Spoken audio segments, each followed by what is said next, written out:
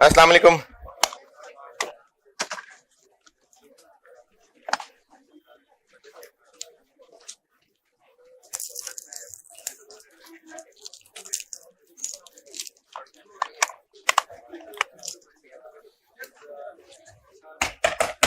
दुरूद शरीफ पढ़ लें।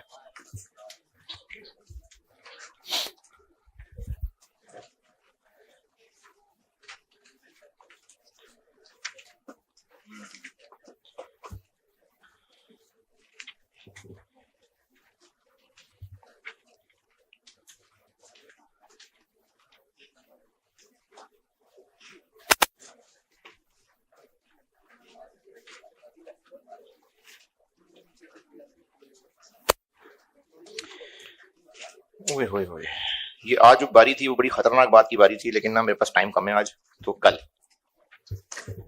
कल नहीं नहीं नहीं, छोटी बात नहीं मैं कर सकता, मेरे पास टाइम थोड़ा कम है आज। कल कल कल इंशाल्लाह। किधर गया मुझसे? हाँ जी नूर, एक मिनट रोकना जरा। पहले करते हैं स्प्रिंग बीस। स्प्रिंग बीस जो परसों क्लास में किया था,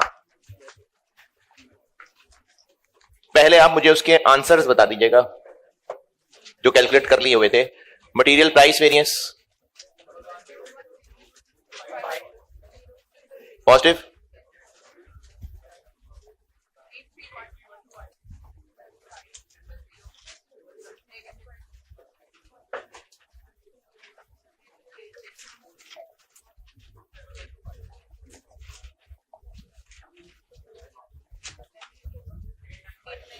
eight nine one negative,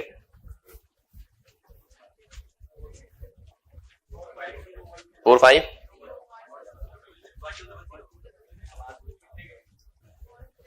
positive,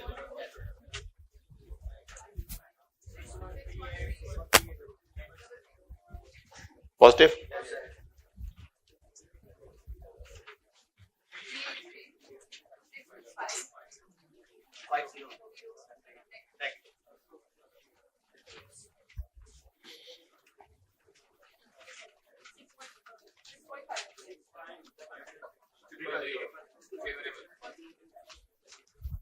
ये परसों जो क्लास में सवाल किया था ना, ये मैंने उसके आंसर लिखे हैं।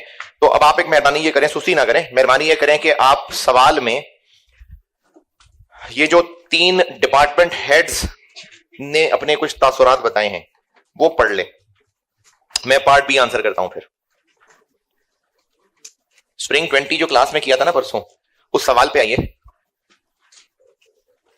और ये जो पॉइंट्स लिखे हुए थे जहां वेरिएंस की कैलकुलेशंस हमने फिर कर ली, पॉइंट नंबर 5 तक, पॉइंट नंबर 5। उसके बाद डिपार्टमेंट हेड्स हैं, उन्होंने अपने अपने को फलसफे झाड़े। तो आप ये सारे पढ़ लें, फिर मैं पार्ट बी डिस्कस करता हूं। स्प्रिंग 20 किया था परसों वीनस लिमिटेड, पॉइंट 1 2 3 4 5 तक हमने वेरिएंस कैलकुलेशन में इंफॉर्मेशन यूज कर ली थी। उसके बाद डिपार्टमेंट हेड्स ने अपने अपने कोई मशवरे दिए हुए, ये पढ़ लें, फिर पार्ट बी बताता हूं।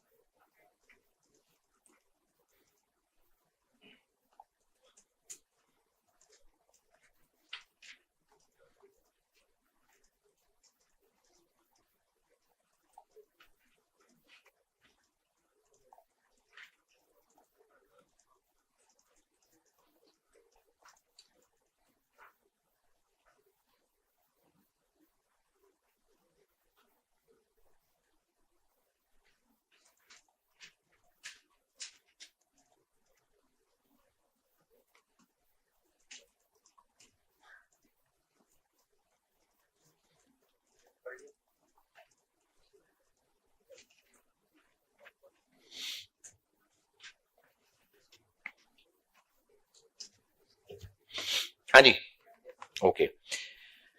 परचेज डिपार्टमेंट का काम क्या होता है?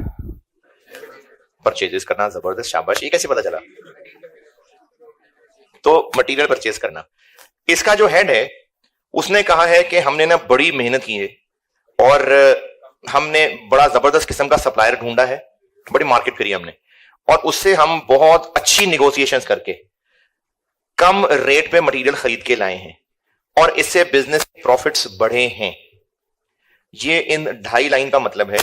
और अगर आपको इस अंग्रेजी में कोई और बात नहीं समझ आई तो बताएं। ये मैंने परचेज डिपार्टमेंट की जो 2.5 लाइन का मतलब है, अच्छा चलो ठीक है, पहली लाइन का मतलब नहीं बताया। वो कह रहा है कि पिछले 3 साल से प्राइसेस स्टेबल थी, लेकिन हमने नए लोग ढूंढे हैं, उनसे बड़ी अच्छी नेगोशिएशन की है, जान पे खेल के हम सस्ता मटेरियल खरीद के लाए हैं जिससे बिजनेस के प्रॉफिट्स बढ़े हैं। तो ये 2.5 लाइन के पैराग्राफ की अंग्रेजी ना समझ आई हो। रिक्वायरमेंट बी, क्रिटिकली इवेल्युएट, यानी सिर्फ हाँ में हाँ नहीं मिलानी, अगर उन पे कोई इख्तलाफ बनता है तो वो भी करना है। Critically evaluate the views of departmental heads. जो ऊपर 3 बुजुर्गों ने बात की है, आपने उनकी बातों को नुक्ताचीनी करनी है। और आप जब आंसर कर रहे हो तो your evaluation should include the discussion, कि जो उन लोगों ने कहा है आपने उन पे डिस्कस भी करना है, and likely impact of their decisions on long term profitability. यानी जो उन्होंने बातें की हैं उनको तो एड्रेस करना ही है कि सही कह रहे हैं कि चवले मार रहे हैं, और यह भी बताना है कि जो वो कह रहे हैं उससे लॉन्ग टर्म क्या असरात होंगे। ये रिक्वायरमेंट बी की अंग्रेजी है, रिक्वायरमेंट बी की वर्डिंग। तो इसका आंसर न्यूमेरिकल में करना है, अंग्रेजी लिखनी है। तो परचेज वाले साहब जो कह रहे हैं तो वो सही कह रहे हैं या नहीं कह रहे, ये हम लोग पहले तो इवेल्युएट करेंगे, देखेंगे सही कह रहे हैं कि नहीं कर रहे।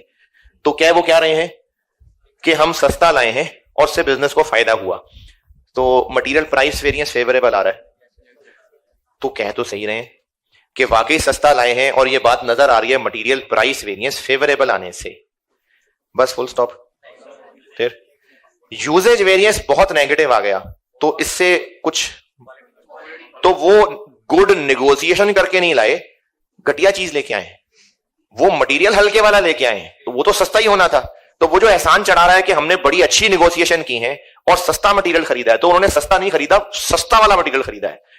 और ये बात कैसे पता चल रही है? तो क्वांटिटी वेरिएंस इतना ज्यादा नेगेटिव आ रहा है, तो सस्ता है तभी ज्यादा किलो खराब हो जाते होंगे। जो नट्स खरीदते होंगे, जैसे कभी मूंगफली खरीदी हो और उस मूंगफली को छीलें तो अंदर से कुछ ना निकले, या वो सड़ा हुआ काला सा दाना निकले, तो वो मिल रही होंगी सस्ती, लेकिन उनमें से आधे से ज्यादा दाने ऐसे होंगे। तो वो मटेरियल सस्ता खरीद के लाए थे, लेकिन नेगेटिव वेरिएंस बता रहा है कि वो फिर क्वालिटी में अच्छा नहीं था। तो इस हद तक तो उनकी बात सही है कि सस्ता है। ये क्यों सही है? प्राइस वेरिएंस पॉजिटिव है, लेकिन सवाल में कहा था कि ऑल्सो डिस्कस करना है आपने effect on long term profitability. तो अगर सस्ता मटेरियल है, क्वालिटी खराब है, तो एंड प्रोडक्ट की क्वालिटी खराब होगी, तो लॉन्ग रन में क्या होगा? कस्टमर नाराज होंगे, कस्टमर छोड़ना शुरू कर देंगे, लॉन्ग रन बिजनेस डाउन होना शुरू हो जाएगा। ये परचेज डिपार्टमेंट वाले को जवाब है। जी जी, अभी फिलहाल तो प्रॉफिट जरूर हुआ है क्योंकि नेट पॉजिटिव आया है, फिलहाल तो पॉजिटिव रहा, लेकिन लॉन्गर टर्म में ये ठीक नहीं है क्योंकि खराब क्वालिटी का प्रोडक्ट बनना शुरू हो जाएगा। हाँ जी, परचेज वाले ओके। प्रोडक्शन वाले ने कहा कि हमने लेबर का वेज रेट बढ़ा दिया और वो लोग खुश हो गए, मोटिवेट हो गए और उन्होंने अच्छा अच्छा काम करना शुरू कर दिया, तो इससे बिजनेस के प्रॉफिट्स बढ़ गए। यानी वो इस पे खुश है कि हमने वर्कर्स को मोटिवेट किया है, पैसे बढ़ाए हैं और मोटिवेट किया है, तो इससे अब अच्छा अच्छा होना शुरू हो गया। यानी गवर्नमेंट ने मेंबर्स पार्लियामेंट की तनख्वाहें बढ़ा दी, तो अब वो मोटिवेट हो गए, तो अब वो अच्छा अच्छा काम करेंगे। तो ये प्रोडक्शन वालों की ये बात सही है, सही नहीं है, हैं? उन्होंने कहा जी वेजेस हमने बढ़ाई हैं तो वो लोग अच्छा काम कर रहे हैं, तो वेजेस तो बढ़ाई हैं और काम भी उन्होंने अच्छा किया, लेकिन उनकी औकात से ज्यादा वेजेस बढ़ा दी। यानी वो ज्यादा पैसे ले रहे हैं, काम उतना अच्छा नहीं कर रहे हैं क्योंकि एंड नेगेटिव ही है। रेट वेरिएंस नेगेटिव आया, क्यों नेगेटिव आया? क्योंकि पैसे ज्यादा दिए हैं। एफिशिएंसी पॉजिटिव है, लेकिन उन्होंने उतनी एफिशिएंसी दिखाई नहीं जितनी दिखानी बनती थी, है ना। स्टूडेंट्स ने कहा सर आप हमें खाना खिला दें तो हम ज्यादा होमवर्क कर देंगे, है ना। तो खाना खा लिया और वो जो पहले एक सवाल पूरा नहीं करते थे वो पूरा कर दिया, अब तो उतनी फायदा हुआ नहीं, इसलिए मैं नहीं कराता होता। तो रेट वेरिएंस नेगेटिव आने का मतलब है, हाँ तब खिलाया था, वो आखिरी क्लास की ना। रेट वेरिएंस नेगेटिव आने का मतलब है कि वेज रेट तो हाँ महंगे हुए हैं, लेकिन एफिशिएंसी वेरिएंस उतना पॉजिटिव नहीं है जितना ये नेगेटिव है। तो ओवरऑल फायदा नहीं, नुकसान ही हुआ है।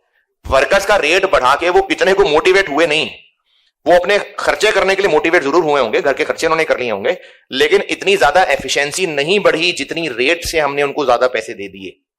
तो ये साहब भी गलत कह रहे थे।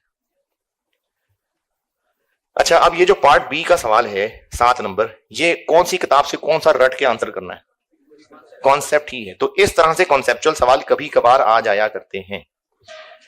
मेंटेनेंस वाले साहब की सुन लेते हैं। मेंटेनेंस वाले साहब ने कहा, बल्कि मैं उससे पहले आपको एक और मिसाल देता हूं। घर में आपके दादाजी रहते हैं और उनकी ना दवाइयों का बड़ा खर्चा है, तो वो बड़े तंग हैं कि इतनी दवाइयां खाता हूं मैं। तो अब उन्होंने आपको कहा यार देखो दवाइयों का मेरा इतना खर्चा है, कुछ करो। तो आपने दवाइयां बंद कर दी उनकी आपने कहा देखो जी दवाइयों का खर्चा कम हो गया, और दादाजी जिंदा भी रह गए। तो आपने कहा देख लो जिंदा तो रह ही गए हैं, ये लोग खर्चा कम हो गया दवाइयों का, तो इसे क्या मसला हुआ, दवाइयों का खर्चा तो बच गया है तो वो अगले महीने नहीं रहेंगे दादाजी। तो मेंटेनेंस वाले ने कहा कि हमने जो मशीनों की मेंटेनेंस करनी थी वो हमने नहीं की, क्योंकि मशीनें ठीक चल रही थी। हमने जो मेंटेनेंस करनी बनती थी हमने वो नहीं की, पैसा बचा लिया, क्योंकि हमें लग रहा था मशीनें ठीक चल रही हैं, तो मेंटेनेंस बाद में कभी सही। तो ये कह रहा है कि हमने पैसे बचा दिए हैं, तो पैसे तो बचा दिए हैं, लेकिन लॉन्ग टर्म जब मशीनें अभी चल रही हैं तो वो अभी चल रही हैं ना। अगर स्केड्यूल्ड मेंटेनेंस जरूरी थी तो करनी थी, अगर अभी नहीं भी की है तो लॉन्गर रन में मशीन जल्दी खराब हो जाएगी, ज्यादा बड़ा एक्सीडेंट हो सकता है। तो इसलिए फिलहाल तो ये पैसे बचे नजर आ रहे हैं, लेकिन लॉन्ग टर्म में ये स्केड्यूल्ड मेंटेनेंस छोड़ना ठीक नहीं है, मशीन जल्दी खराब हो जाएगी और ज्यादा खराब हो जाएगी, फिर ज्यादा नुकसान किया करेगी। तो इसने भी फजूली बात की थी। ये था जी पार्ट बी, है जी। पॉइंट्स कितने बताने हैं, जितने कोई आपसे लिखे गए, क्योंकि जितने को लिखे जाने थे उसने उस हिसाब से नंबर लिए हैं, इससे ज्यादा लिखे भी नहीं जाने थे, जितने आपसे लिखे जाए। हाँ, एक रफ आइडिया देख सकते हैं आप कि 3 डिपार्टमेंट्स हैं, 7 नंबर हैं, तो कोई 2-2 नंबर तो होंगे कि अब 2-2 नंबर का मतलब है कोई 2-3 लाइनें जी। पार्ट बी में और किसी का एतराज सवाल परेशानी है? चलो स्प्रिंग बीस जी।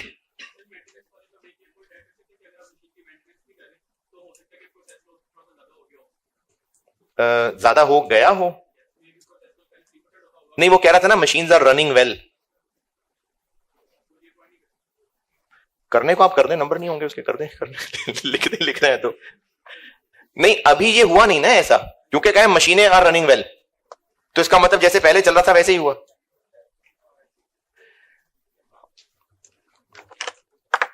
कल सवाल होमवर्क दिया था और मेरा ख्याल है कि उसमें मसले होते नहीं है कोई, लेकिन अगर आपने कुछ पूछना है तो पूछें। हाँ जी हाँ जी हाँ जी।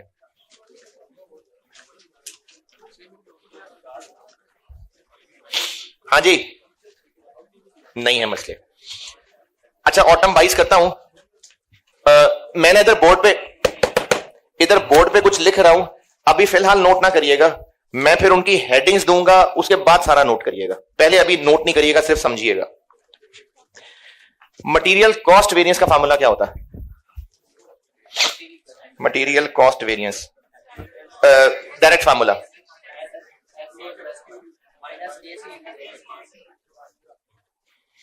और अगर इसको तोड़ना हो तो प्राइस वेरिएंस और यूजेज वेरिएंस। तो वो जो प्राइस वेरिएंस और यूजेज वेरिएंस है उन दोनों का सम यही होगा।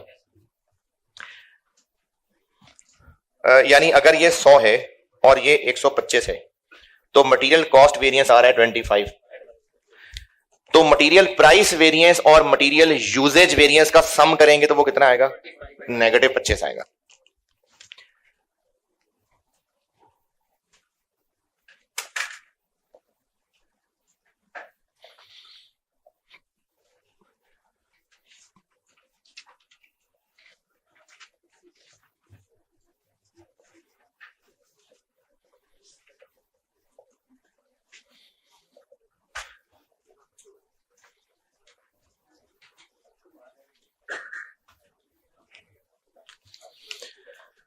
अगर एक्चुअल मटेरियल कॉस्ट लिखें और उसमें मटेरियल प्राइस वेरिएंस और material usages variance add less कर दें तो इनका net answer standard material cost के बराबर आएगा या पता नहीं? इन दोनों के दरमियान डिफरेंस यही तो है। तो एक फिगर में इस डिफरेंस को एडजस्ट करें तो दूसरी के बराबर आ जाएगा।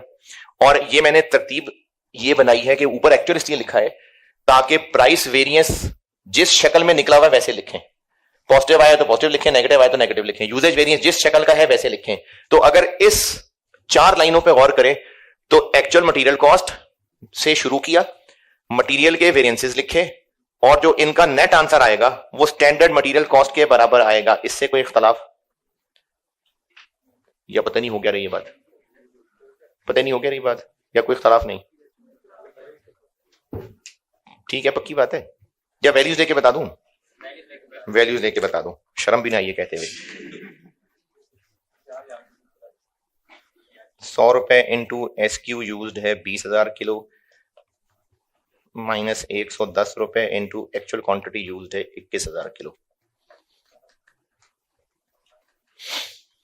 बल्कि इसको बेहतर कर लेता हूं, 19,800 चले।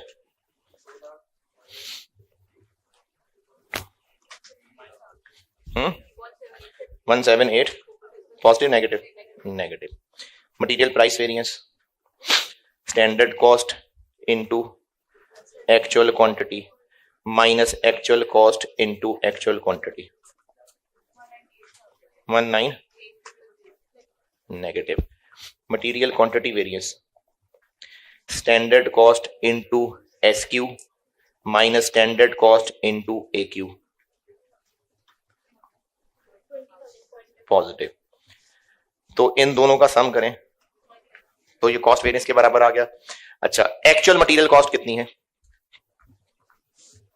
ये है कितनी? 217,800,000। Material price variance 198, material quantity variance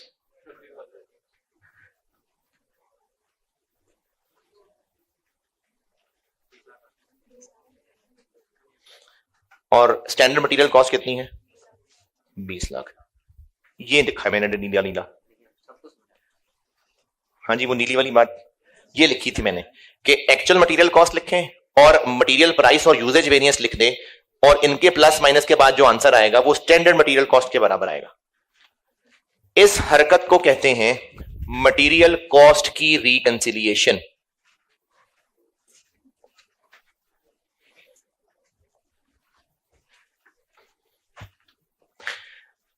अब तक जो सवाल किए थे उनमें या तो वेरिएंस नाम लेके पूछे होते थे, तो फिर कौन से वेरिएंस निकालने हैं जो पूछे हैं, और अगर रिकंसिलिएशन मांगी है तो सारे।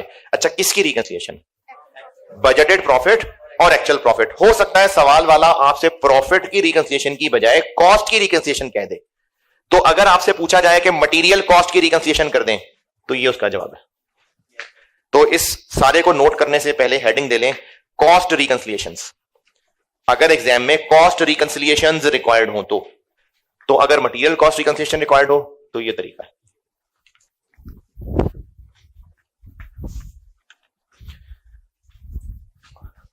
और मैं यहां छोड़ भी सकता हूं कि बाकी आप खुद बना लें, लेकिन मासूम बच्चे भी होते हैं तो मैं सारी लिख देता हूं आपको और आप फिर नोट भी करते जाएं और अपने आप को टेस्ट भी करते जाएं। लेबर कॉस्ट वेरिएंस की रिकंसिलिएशन क्या होगी? कॉस्ट वेरिएंस नहीं, सॉरी, लेबर कॉस्ट की रिकंसिलिएशन क्या होगी?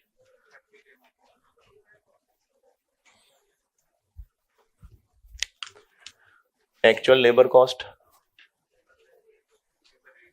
Labour rate variance, labour efficiency variance और आइडल टाइम वेरिएंस। और इसका आंसर आएगा labour cost.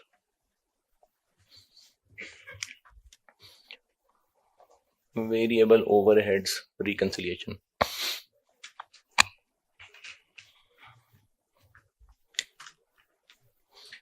Actual variable overheads variable overheads spending variance, variable overheads efficiency variance, और ये किसके बराबर आ जाएगा? Standard variable cost. और क्या नाम दे दूं उसको? स्टैंडर्ड के अलावा और क्या लिख लूं तो ठीक है? एक्चुअल तो वो है नहीं, अप्लाइड।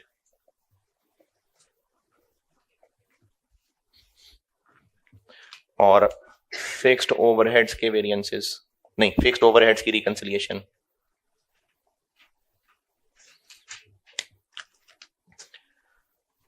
एक्चुअल फिक्स्ड ओवरहेड्स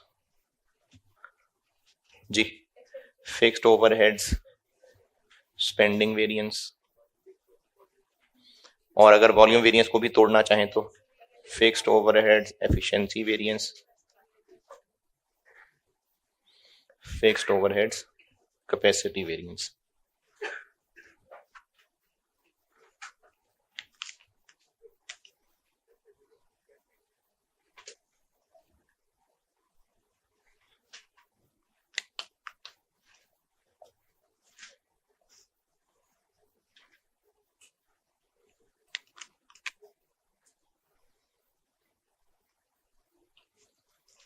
और इनका आंसर क्या आ जाएगा?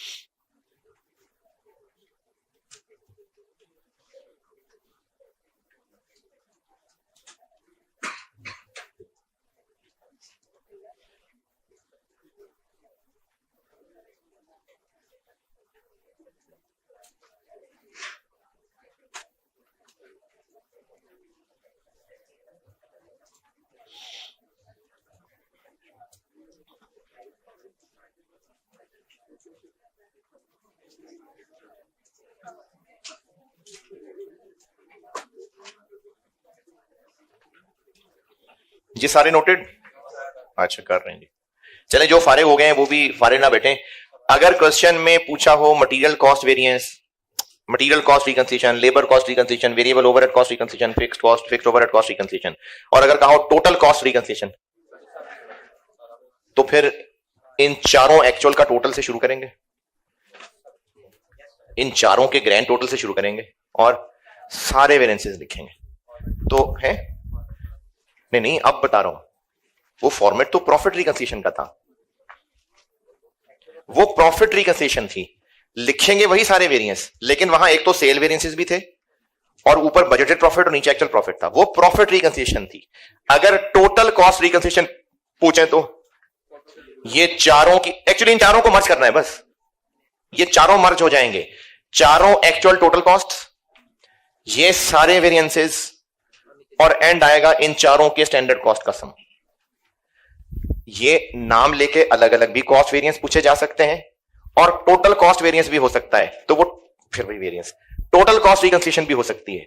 तो अगर टोटल कॉस्ट रिकंसिलिएशन पूछी है तो ये चारों मर्ज कर देंगे। बस जबानी हो गई बात, याद है ना।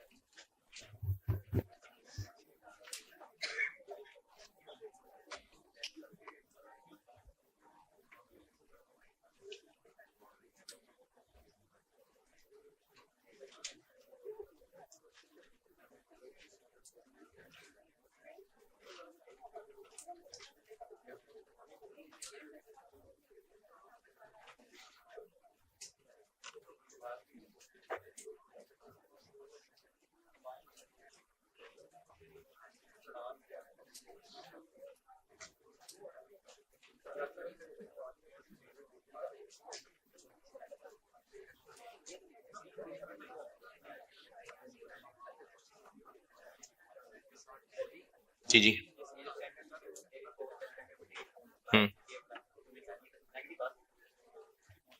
कॉस्ट नेगेटिव क्यों होगी? कॉस्ट नेगेटिव क्यों होगी? मतलब हमने लेबर से काम कराया होगा और लेबर में पैसे देके गई होगी।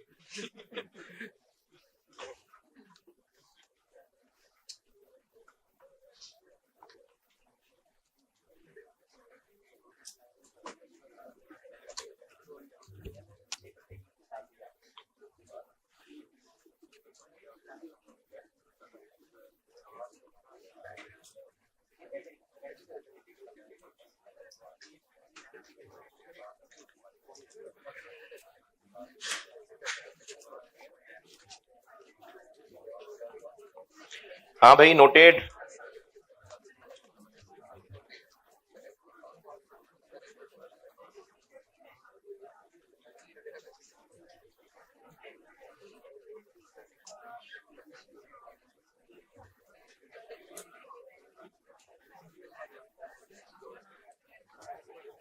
ठीक है, नोटेड।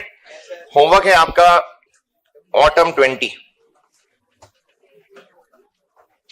ऑटम 20 इसमें ये वाली चीज तो है, और प्रोसेस मिक्स का एक और सवाल होमवर्क हो गया फिर ये, यानी इसमें प्रोसेस मिक्स की वैरायटी भी आ रही है और पार्ट बी में ये कॉस्ट रिकंसिलिएशन मांगी हुई है। ये होमवर्क है। कौन सा question? Very good question. Autumn 20। Autumn 20 है सियारा पाकिस्तान लिमिटेड, और ये सियारा पाकिस्तान लिमिटेड बुक में है क्वेश्चन 6। ऑटम 20 अटेम्प्ट का सवाल है। इस सवाल में कुछ फ्लॉज थे, बड़ी गैर अखलाकी किस्म के फ्लॉज थे, वर्ड्स बहुत केयरलेसली चूज किए हुए थे एग्जामिनर ने, तो वो तो जो हरकत हो गई सो हो गई। ऑटम 20 में और भी कुछ मसले थे, वो तो हो गया जो होना था कौम के साथ, तो मैंने फिर बुक में डालते हुए उन गैर अखलाकी हरकतों को अमेंड करके डाला है। तो इसलिए ये सवाल होमवर्क है आपका। इसमें गैर अखलाकी हरकतें ये थी कि वो केजी और यूनिट्स गुचमुच कर गया था, कभी वो यूनिट्स कह रहा था कभी केजी कह रहा था, वो तमीज मैनेज नहीं कर पाया। हालांकि प्रोसेस मिक्स वाला सवाल था, लेकिन वो अच्छा आंसर यूनिट्स के हिसाब से ही था, लेकिन वो यूनिट्स जहां लिखने थे वहां भी केजी लिख गया था। तो ये मैं एग्जामिनर की तरफ से मादरत चाहता हूं, आईकेप की तरफ से, और मैंने फिर सवाल अमेंड कर दिया। तो ये सवाल प्रोसेस मिक्स है, वो भी एक प्रैक्टिस हो गई, और इसकी पार्ट बी की रिक्वायरमेंट ये है जो बताइए। तो ये ऑटम 20 होमवर्क करिएगा। है कौन सा? टीचर एग्जामिनर नहीं होते भाई। हैं कौन होते हैं? होते हैं कोई लोग, छुपा के रखा जाता है उनको आम आवाम में नहीं है। नहीं, पता नहीं कौन लोग होते हैं, डिस्क्लोज नहीं होते। टीचर्स नहीं हो सकते, वो नहीं सकते। नहीं, चार्टर्ड अकाउंटेंट ही होते हैं, लेकिन होते होंगे प्रैक्टिसिंग लोग होते होंगे, टीचर्स नहीं अलाउड है।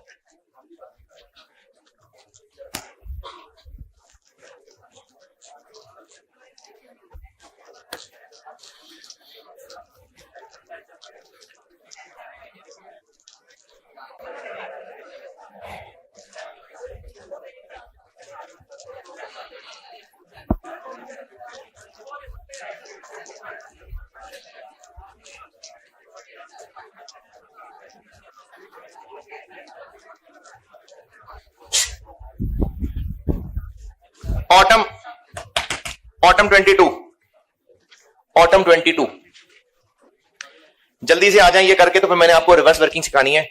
ऑटम 22 में मैंने एक पॉइंट छोड़ा था होमवर्क, वो आपको कहा था ना करे, मैं कराऊंगा। बाकी सवाल आपने होमवर्क किया होगा, और वो कल अगर आपने किया होता तो मुझसे भी पूछ लिए होते। ऑटम 22 बुक में क्वेश्चन 3 नेपच्यून लिमिटेड, इसका मटेरियल प्राइस वेरिएंस और वॉल्यूम वेरिएंस नहीं, यूजेज वेरिएंस, ये मैंने कहा था मैं खुद करूंगा क्लास में। बाकी सवाल आपने, उम्मीद करता हूं कि आप खैरियत से होंगे और आपने सवाल कर दिया होगा। तो ऑटम 22 नेपच्यून लिमिटेड दोबारा पढ़ लें, क्योंकि 2-3 पॉइंट्स हैं जो इस्तेमाल होने हैं, तो फिर सारा ही पढ़ लें। ऑटम 22 नेपच्यून लिमिटेड पढ़ लीजिए, मैं करता हूं बोर्ड पे मटेरियल वेरिएंस। पढ़ सारा लीजिएगा क्योंकि मल्टीपल पॉइंट्स यूज हो रहे हैं।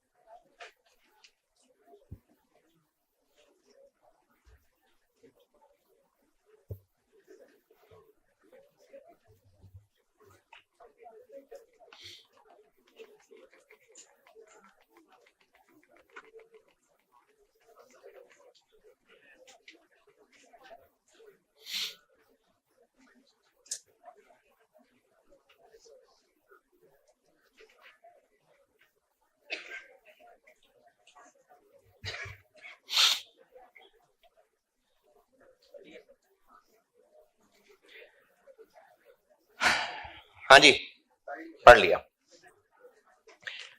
स्टैंडर्ड कार्ड बनाना चाहिए था जब आपने सवाल सॉल्व किया होता।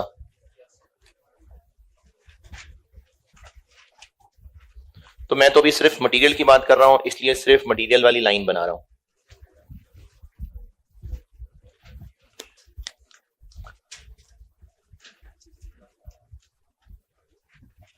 जी,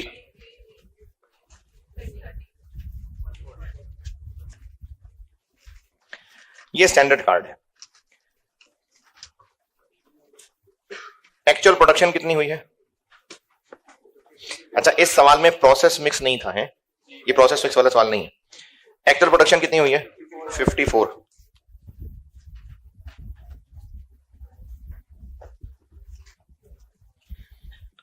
5400 यूनिट्स, ये एक्चुअल प्रोडक्शन हुई है। मटेरियल प्राइस वेरिएंस और मटेरियल यूजेज वेरिएंस,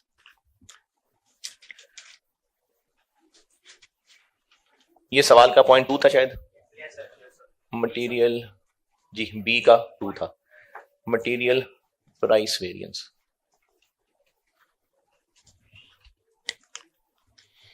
अच्छा, अभी ऐसा क्यों किया, ये सवाल पूरा करके क्यों की वजह बताता हूं। अभी मैं बस कर रहा हूं AQ परचेज, यानी मैंने आपसे कोई नहीं पूछा कि केस 1 है कि केस 2 है, मटेरियल क्वांटिटी परचेज बराबर है या डिफरेंट है, बस मैंने फार्मूला परचेज वाला लगा दिया। सवाल पूरा करके रीजन बताता हूं। -AC इंटू AQ परचेज, हाँ जी, 30 इंटू कितने किलो खरीदा, ये बात पॉइंट नंबर 2 में बताई हुई है, 50,000।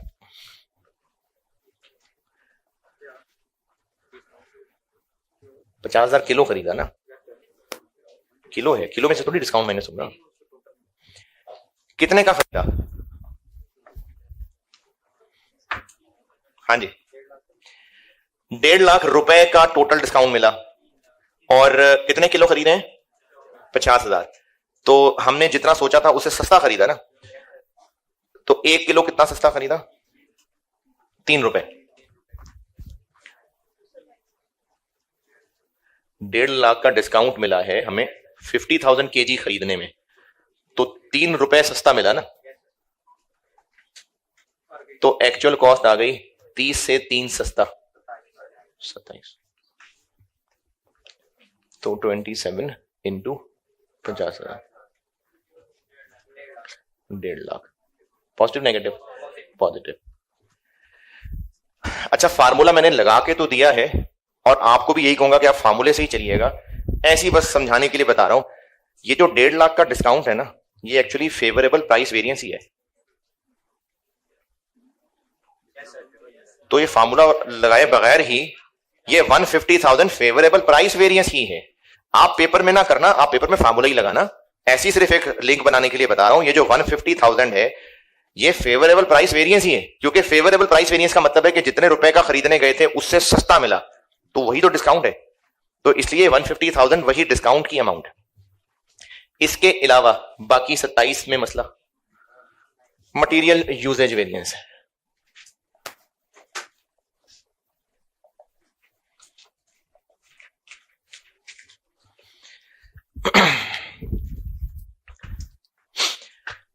कॉस्ट का पेपर मुश्किल तब हो जाता है जब वही सारा कुछ जो कॉन्सेप्ट पढ़ाया हो वो एक डिफरेंट एंगल से पूछ लेता है, वहां बच्चों का दिमाग घूम जाता है। बच्चे जो सिर्फ फॉर्मेट फॉलो कर रहे होते हैं ना, वो इस तरह के टेढ़े सवालों को कर ही नहीं पाते इंटरप्रेट। आज तक जितने भी सवाल किए वेरिएंस के, मटेरियल यूजेज वेरिएंस एडवर्स आ रहा है। क्या मतलब है एडवर्स आ रहा है? जितने किलो लगने चाहिए थे उससे ज्यादा लग गए। फेवरेबल आ रहा है, कम लग गए। ठीक है, और आपको अब तक सवालों के अंदर एक्चुअल क्वांटिटी यूज्ड बताई होती है। जितने भी सवाल अब तक किए हैं उनमें एक्चुअल क्वांटिटी यूज्ड बता दी होती है, या तो क्लियरली बता दी होती है या कुछ ऐसा कहा होता है कि जितना लगना चाहिए था उससे 5% कम लगा। तो वो कैसे निकालें? बजटेड नहीं, एसक्यू को उतने परसेंट कम कर लें। तो अब तक एक्चुअल क्वांटिटी यूज सवालों में गिवन होती है। अभी तक आपने ऐसा सोचा होगा नहीं, इसलिए मैंने ना इस सवाल को कराने से पहले कल एक कॉन्सेप्ट दिया था। पुराना इनपुट और फिर इसको यहां रख के रिवाइज्ड इनपुट, ये कल बताई थी बात। यूजेज वेरिएंस में नेगेटिव आने का मतलब है कि जितने किलो लगने चाहिए थे उससे ज्यादा लग गए। इसका मतलब हमने छोटी कुर्सी बनानी सोची थी तो हमसे बड़ी कुर्सी बन गई है। छोटे बच्चे की शर्ट बना रहे थे तो वो बड़े की शर्ट बन गई, किलो ज्यादा लग गए। किलो ज्यादा लगने का मतलब है जो प्रोसेस लॉस सोचा था उससे ज्यादा लॉस हो गया। तो जो कल मैंने बात बताई थी कि हमने पहले सोचा था 5% लॉस होगा लेकिन 8% लॉस हो गया, मैंने 8 नहीं लिखा था कल, लेकिन ये वाली बात बता रहा हूं। तो यूजेज वेरिएंस एडवर्स आने का मतलब है कि ये हो गया। यूजेज वेरिएंस फेवरेबल आने का मतलब है कि ये हो गया। इस एंगल से पहले हुई नहीं हुई बात। इस सवाल में उसने यूज्ड बताने की बजाय ये फर्क बता दिया। Material quantity variance positive negative आने का मतलब ये नहीं है कि जितने किलो लगने चाहिए थे उससे ज्यादा लग गए तो उसका मतलब हमने गलती से बड़े साइज के प्रोडक्ट बना दिए। ये मतलब नहीं है। मतलब यह है कि एक यूनिट बनाने के लिए जितने किलो लगना था उससे डिफरेंट लगा। क्यों डिफरेंट लगा? क्योंकि प्रोडक्ट का साइज चेंज कर दिया, क्योंकि प्रोसेस लॉस चेंज हो गया। तो यूजेज वेरिएंस निकालने के लिए इस सवाल में यह वाला रास्ता लिया है एग्जामिनर ने। पॉइंट नंबर 3 समझाता हूं। हमने सोचा था कि 6% लॉस होगा लेकिन एक्चुअली 10 हो गया। Actual material loss was 10% as against the budgeted loss of 6%। तो ये उसने इसलिए बताया है कि जो हमने एस क्यू सोचा होता है, अच्छा एस क्यू या ए क्यू यानी जितना मटेरियल यूज हुआ, इसकी बात हो रही है कि इसकी मटेरियल यूज हुआ, इनपुट की यूज हुआ मतलब मशीन में डाला। तो हमने जो एसक्यू सोचा था वो इस पैटर्न पे था, जबकि AQ ये हुआ। ये मतलब है पॉइंट 2 का, पॉइंट 3 का। पहले हमें ये फिगर स्टैंडर्ड कार्ड से और ये फिगर गिवन होती है। अब ये फिगर देने की बजाय उसने आपसे ये और ये वाला रास्ता टेस्ट किया। समझ आई बात? तो अब हम AQ यूज्ड कैसे निकालें? SQ से पहले यहां जाएंगे फिर यहां आएंगे।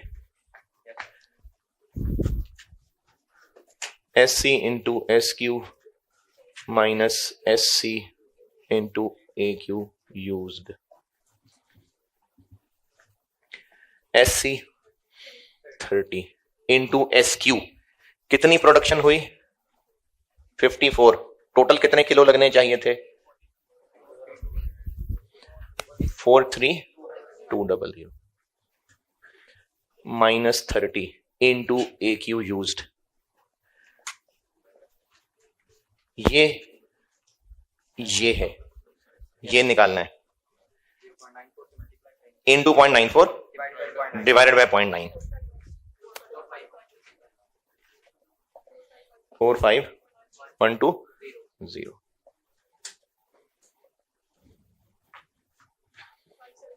57 नेगेटिव।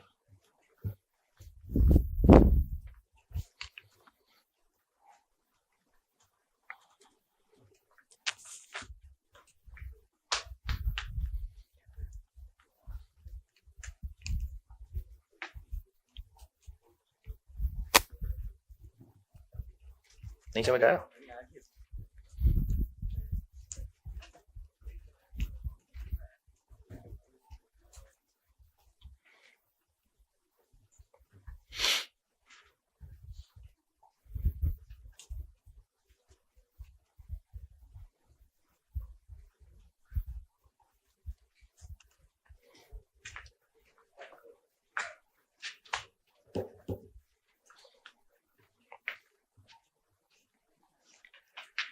हाँ जी, ओके। अच्छा, अब जो बात बताने लगा हूं ना, अगर समझ आ गई तो ठीक है, वरना इतनी टेंशन जिंदगी में डालने की कीमत 2 नंबर ही जाएंगे ना, दफा करें, जाने दे 2 नंबर। जो बात बता रहा हूं अगर हजम हुई तो ठीक है, अगर हजम ना हुई तो रोना नहीं है। मैंने यहां पर AQ परचेज लिखा है, तो ये तो हम तब लिखते हैं अगर केस 1 हो कि केस 2 हो। केस 2 हो and inventory valued at standard cost हो। तो पहली बात, कैसे पता सवाल में कि केस 1 है कि केस 2 है? केस 1 है कि केस 2 है? अगर केस 1 हो तो इसीलिए शील्ड नहीं मिली। AQ यूज्ड होता है, AQ यूज्ड होता है। अगर केस 1 हो तो AQ यूज्ड होता है। केस 1 में AQ यूज लिखते हैं हम या AQ परचेज लिखते हैं? शाबाश। केस 1 में तो दोनों सेम ही होते हैं, उसमें तो परचेज यूज्ड का फर्क ही नहीं होता।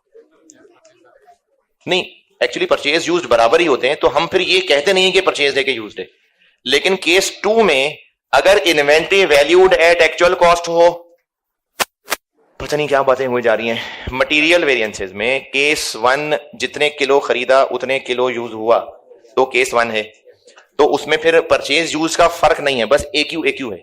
लेकिन अगर केस 2 है तो inventory valued at standard cost हो, तो ये फार्मूला है। अगर inventory valued eight actual cost हो तो फिर यहां भी यूज्ड ही आएगा, यहां तो यूज्ड ही होगा, यहां भी यूज्ड आएगा। तो सवाल में कैसे पता कि केस 1 है कि केस 2 है? हाँ, तो नहीं, इसे कैसे लिंक कर रही है? नहीं ठीक है, शाबाश, बोलो कैसे पता चल रहा है कि नहीं ये रीजन नहीं। हाँ जी, हमने यूज निकाला है ना, और परचेज बताया हुआ 50,000, तो है ना फर्क दोनों में? दोनों में फर्क है, तो फर्क है। तो इसलिए अगर पहले किसी ने फर्क नहीं गौर किया होगा तो यूजेज वेरिएंस निकालते हुए गौर कर लेना चाहिए। चलो परचेज वेरिएंस निकाल बैठा, अब यूजेज वेरिएंस पे आया तो अब लग रहा है ना पता फर्क है।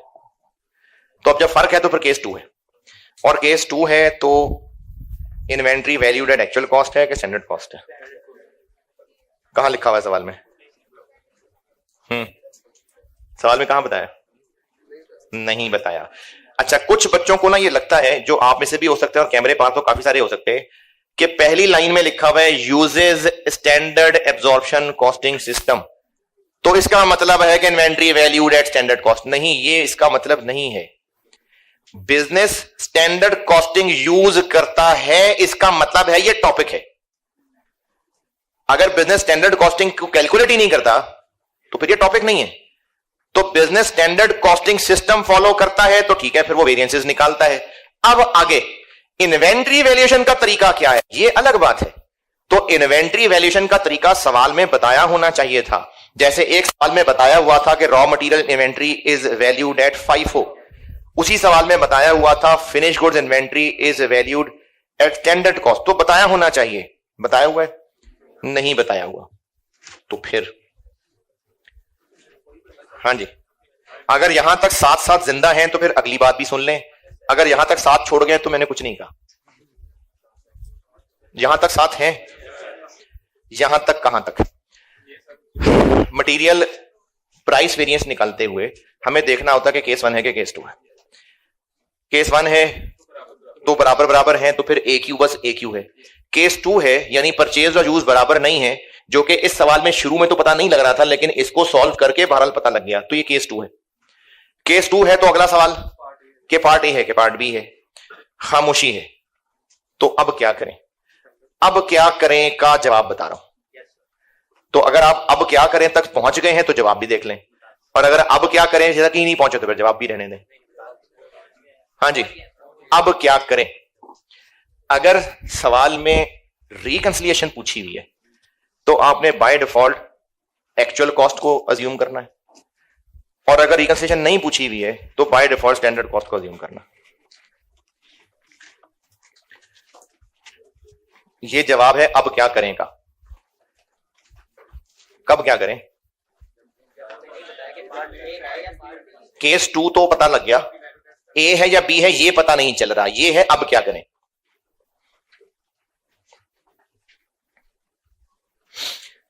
अगर इस बात को लिख ही रहे हैं तो अब क्या करें डिफाइन कर ले पहले कि केस 2 है और ए और बी नहीं पता चल रहा। अभी पहले अब क्या करें तो डिफाइन कर लें लोग। अब क्या करें को दोबारा डिफाइन कर रहा हूं, और ये ऐसा कोई मनूस सवाल है कि कल मैं ये कर ही नहीं सका, और इसकी वजह से आज मैं रिवर्सल मिसिंग फिगर भी नहीं कर सका। बहुत मनूस सवाल है ये, नहीं कराना तो है। अब क्या करें डिफाइन जिनसे नहीं हो रहा, दोबारा डिफाइन कर रहा हूं। मटेरियल वेरिएंसेस निकाल रहे हैं और केस 1 है या केस 2 है, हमने पहचान लिया कि केस 2 है, लेकिन एक्चुअल पे वैल्यूड है कि स्टैंडर्ड पे वैल्यूड है ये पता नहीं चल रहा। तो अब क्या करें?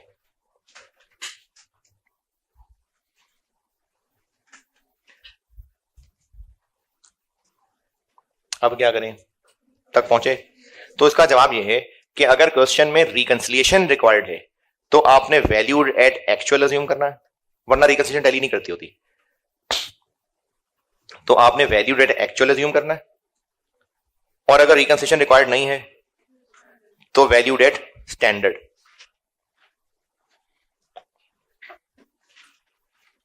और मेरे इस जवाब की पीछे मंतक ये है कि रिकंसिलिएशन ही टैली नहीं करेगी अगर आप एक्चुअल नहीं लेंगे तो, और अगर रिकंसिलिएशन नहीं मांग रहा तो एग्जामिनर आपसे ये अलग अलग मेहनत देखने का दिल कर रहा है उसका, कि वो परचेज अलग निकाले, यूज अलग निकाले। तो इसलिए अब क्या करें का जवाब है कि अगर सवाल में रिकंसिलिएशन रिक्वायर्ड थी तो वैल्यू एट एक्चुअल अज्यूम करें, और अगर रिकंसिलिएशन रिक्वायर्ड नहीं थी तो वैल्यू एट स्टैंडर्ड अज्यूम करें। रिवर्स कैलकुलेशन फिर इंशाल्लाह कल। ठीक है, अल्लाह हाफ़िज़।